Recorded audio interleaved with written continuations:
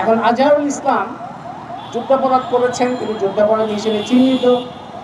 আদালত কি সাক্ষ্য প্রমাণ এবং তদন্তের মাধ্যমে এরকম একটা সিদ্ধান্ত এসছে সেটা আমরা জানি না, কিন্তু যুদ্ধাপরাধী হিসেবে একজন চিহ্নিত ব্যক্তি কি করে নির্দোষ হিসেবে রায় ঘোষিত হয় সেটা আমাদের প্রশ্ন, এবং এই প্রশ্ন আমাদের থাকবেই সবসময়। এই প্রশ্নের জবাব দিতেই হবে।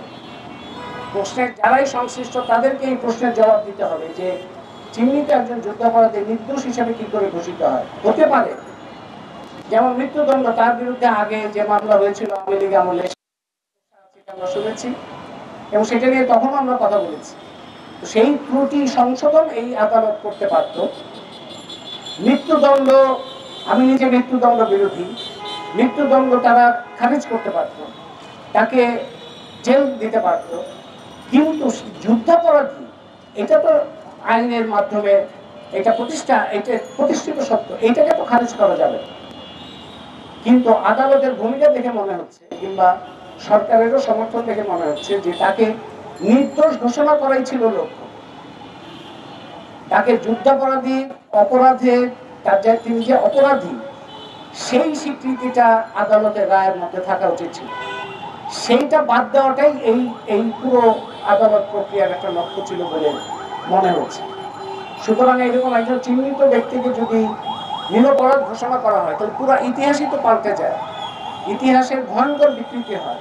এবং ৭১ সালে যে লক্ষ লক্ষ শহীদ, এই যে নির্যাতিত নারী কিংবা এই যে কোটি কোটি মানুষ যারা এই লড়াইয়ের সাথে ছিলেন তাদের প্রতি একটা বেইমানি করা হয়, তাদের যে পুরো অস্তিত্বকেই অস্বীকার করা হয়।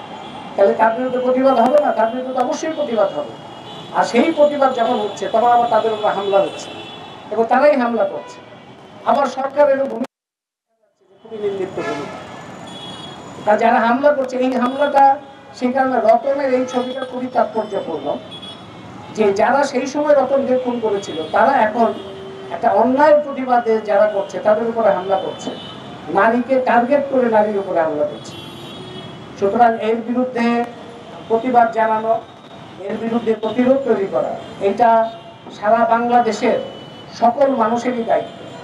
এবং যারা ইসলাম এবং যখন যুদ্ধাপরাধ বিরোধী কথা হয় তখন সেটাকে ইসলাম বিরোধী হিসাবে যারা চিত্রায়িত করতে চায় তারা হচ্ছে ভয়ঙ্কর অপরাধী এবং ভয়ঙ্কর বিকৃতকারী। কারণ যুদ্ধাপরাধীর বিরুদ্ধে আন্দোলন হওয়া সেটা ইসলাম ধর্মের যারা, ইসলামের অনুশাসন যারা মানেন তারাও তো যুদ্ধাপরাধীর বিচার অবশ্যই চাইবেন। এবং বাংলাদেশের ব্যাপক সংখ্যক ধার্মিক মুসলমান মানুষ তারা নিজেরা যুদ্ধাপরাধের শিকার, যারা লক্ষ লক্ষ যারা নিহত হয়েছেন তাদের বেশিরভাগই তো ধার্মিক মুসলমান। তাদের পরিবার তো এই যুদ্ধাপরাধের বিচার চাইবে, কিন্তু যুদ্ধাপরাধের বিচার যখনই চাওয়া হয় তখনই দেখা যায় যে এটাকে ইসলাম বিরোধী হিসাবে দেখানোর চেষ্টা করা হয়।